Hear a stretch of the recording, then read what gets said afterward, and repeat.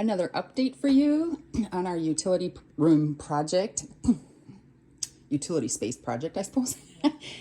We got the flooring in, and we've got the hot water heaters seated, ready to be hooked up today. The venting is the only thing left there. And then we've got our Kinetico water system that is almost finished.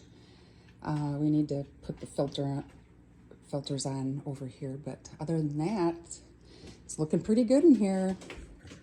And then after that, we will be having the furnace put in and the air conditioning unit. So pretty darn close.